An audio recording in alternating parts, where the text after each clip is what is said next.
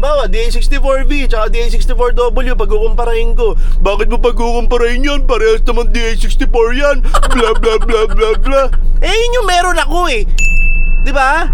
Oh, huwag kang magalit kung wala ka nun. Good morning, good morning, good morning everyone. Nandito tayo ngayon sa Ben2Q. Dito yan, along MacArthur Highway dito sa may Valenzuela. At ngayon ay dinala natin dito si YT para makaranas ng kanyang pinakaunang PMS. Yan, yes po, nagpi-PMS sila dito sa Ben2Q kila Sir Edwin. At kaya naman deserve ni YT na ma-PMS dahil ngayong 2025 1 year na siya. Hindi ko lang alam kung anong buwan dumating si YT dito sa amin, pero yung first time na minaneho namin si YT sa Davao January nangyari yun. So ngayon ay January 28. Ayan, January 28 ngayon. At ngayon mangyayari ang pinakaunang PMS ni YT. Ayan, syempre pagkatapos nung mga maliliit na upgrade na nagpalit tayo ng mugs, mas bagay, di ba? Bagay na bagay yan, guys. So ngayon ay baka iwan na muna namin dito si YT. Tanungin ko muna si Sir Edwin kung ano yung mga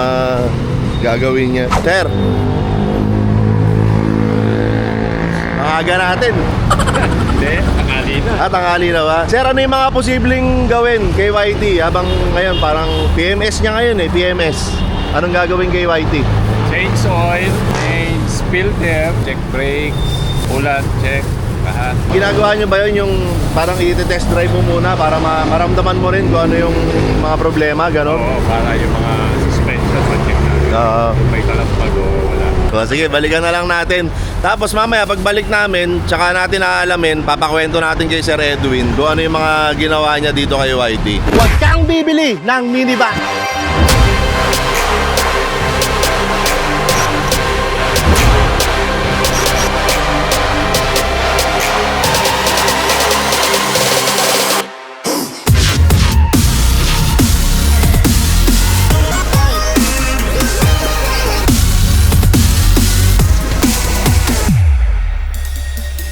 Iniwan nga namin dun si YT. Dito naman tayo ulit ngayon sa Isa Snack. Ayan, maagang maaga. Oras ngayon 8:20 ng umaga. Ayan, open na po kami. So kung mahilig kayo mag-almusal, pwede kayong kumain dito. Mahilig kayong mananghalian, pwede kayong kumain dito. Siyempre kung mahilig din kayo maghapunan, pwede rin kayong kumain dito. Ayan, so almusal natin ngayon. Almusal ko lang pala, hindi ko alam kung ano almusal nyo ngayon. Basta ito almusal ko ngayon. Corn beef, sinangag, tsaka itlog. Kain muna kami. Hindi pala kami, ako lang pala. Kayo, kain na rin kayo.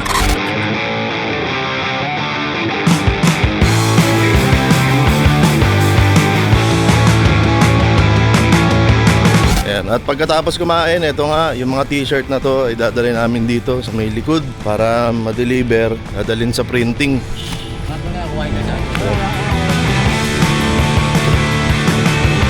Hindi, papaprintan pa yan. Dadalhin ko ngayon dito sa printing.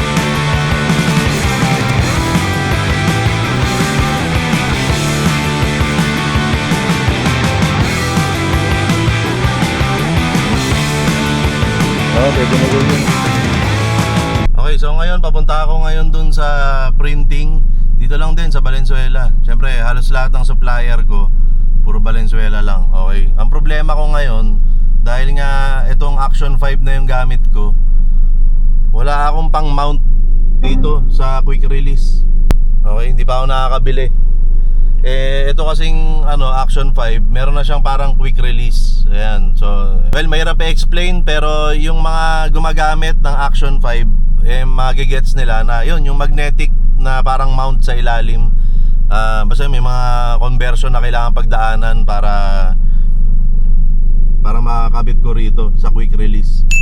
Kasi yung mismong unit pa lang ng Action 5, ba't ko ba ine-explain yun? Mahirap na i-explain. So ngayon ay babiyahe tayo ulit at papunta tayo doon sa printing na pinagpapaprintan ko. Malamang printing yun eh. Anong papagawa mo doon? Lababo?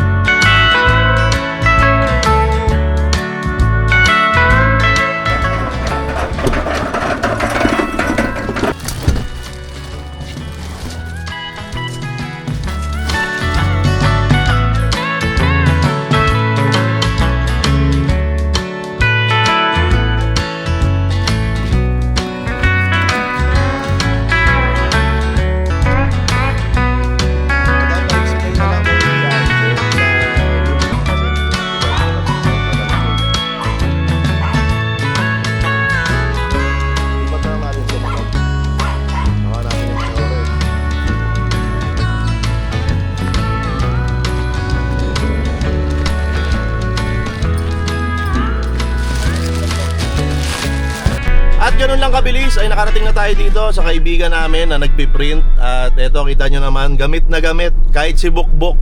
Ayan, syempre dahil ngayon PMS ni YT, si Bukbok ang medyo magtatrabaho ng konti doon sa mga, kumbaga siya muna ang substitute sa mga trabaho na ginagawa talaga ni YT. Okay, so syempre magbigay daan ka naman kay YT. Kumbaga pagpahingayin naman natin si YT. Deserve naman ni YT na makapagpa-PMS ngayong araw na ito. Biyahe na tayo ulit. Let's go!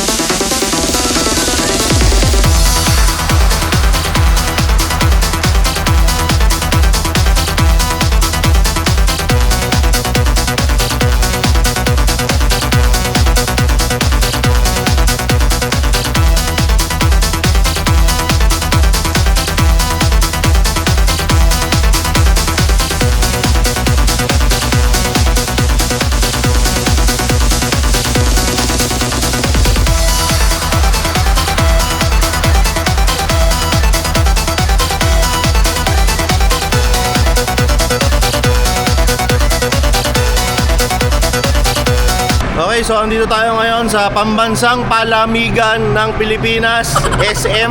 Ayan, ito si Bukbok. Pumunta ako rito dahil yun nga, may papa-upgrade ako na laptop. Pambansang palamigan ng Pilipinas.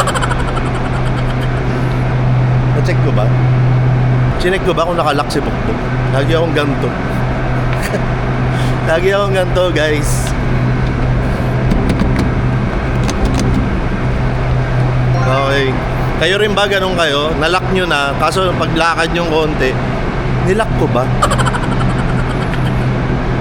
Ayan, pambansang palamigan ng Pilipinas, SM. At dahil taga Valenzuela ako, dito to, sa SM, Valenzuela.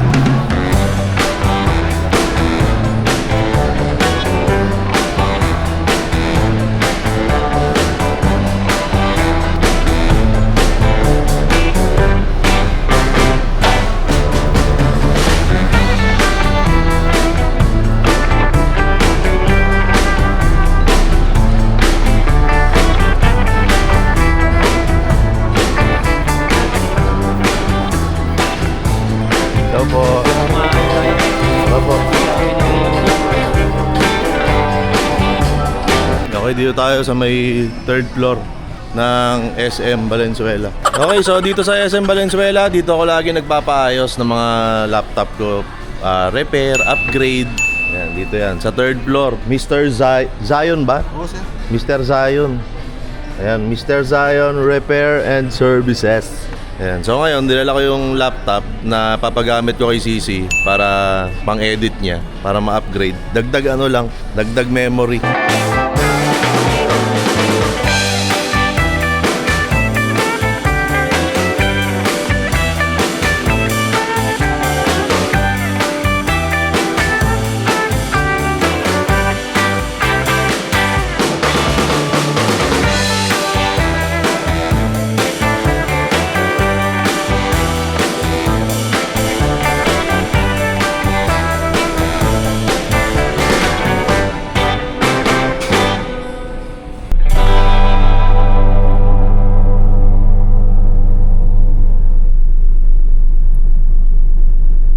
Ba? Tinitignan ko yung yung pagkakaiba ng footages ng GoPro tsaka nitong DJI Action 5. Parang feeling ko mas malakas ang DJI sa low light, o at least itong camera na to versus dun sa gamit ko na GoPro Hero 10. Mas malakas to sa low light. Feeling ko lang, tinitignan ko lang naman. Alam niyo naman, sabi ko nga dun sa isa sa mga huling upload ko, sabi ko, we grow old together. So, ngayon ay nasa punto na tayo ng buhay natin na kailangan nating humanap ng mga gagawin. Hindi pwedeng, halimbawa tulad nun, PMS, so medyo matagal yung hihintayin mo dun. Well, hanggat maaari, kahit na naghihintay ka o habang ginagawa yung PMS, dapat humahanap ka ng ibang bagay na nagagawa mo para hindi pagpapa-PMS lang ang nagawa mo nung araw na yon, di ba? So, ngayon ay babalik ako sa Isa Snack at hahanap ako ng gagawin ko doon. Let's go! At ngayon naman ay nandito tayo sa Shell, sa tabi lang ng SM para magpagas. Kasi ano, nakita ko medyo malapit na mag-empty. Yan, papagas tayo. Pero yan, kita nyo, walang check engine mga kaibigan. Wow. Oh, para doon sa mga nagbabantay ng check engine ni Bukbuk. Ayan. Pinakita ko lang sa inyo. Papagas lang ako ngayon dito. Unleaded po. Ito yung gas na po, sir. Dito po. Magkano, sir? 1,000 po. So far so good. So far so good naman tong DJI Action 5. Mukhang okay naman siyang upgrade. Parang minsan gusto kong subukan na pagtabihin yung footages. Parang minsan gusto ko tuloy subukan na pagkumparahin yung GoPro Hero 10 tsaka itong Action 5. Oh, bakit GoPro Hero 10 ang ikukumpara mo? Hindi naman yun yung latest. Blah blah blah blah blah. Kasi yun yung meron ako. Alangan namang manghiram pa ako ng camera ng iba para lang matesting. Ang gusto kong testingin, yung mga gamit ko ang gusto kong testingin, di ba? Ito po, paresibo na lang po. Advantage card po. Thank you. O, diba? Naalala ko tuloy dati nung pinagkumpara ko yung Converge namin tsaka yung PLDT namin. Ang dami nagalit. Bakit pinagkukumpara mo yung PLDT tsaka yung Converge? Hindi naman sila parehas ng connection, blah blah blah blah. Yun yung meron kami. Diba? Yun yung meron ako. So ano pagkukumparahin ko? Yung gamit ko tsaka gamit ng iba? Siyempre kung ano meron ako, yun ang meron ako eh. Diba? Halimbawa, DA64V tsaka DA64W pagkukumparahin ko. Bakit mo pagkukumparahin yan? Parehas naman DA64 yan. Blah blah blah blah blah. Yun yung meron ako eh. Diba?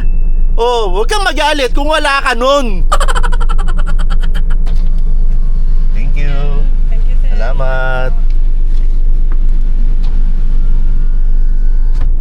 Pagbukas ng bintana, biglang smiling. Thank you. Ayan. Ayun lang, inisip ko lang naman. Tara, nabiyahin na tayo. At nandito na tayo ulit sa may Ben 2Q. Ayan, kita nyo naman, nasa MacArthur Highway na naman tayo. Hapon na ngayon at binalikan na namin si YT.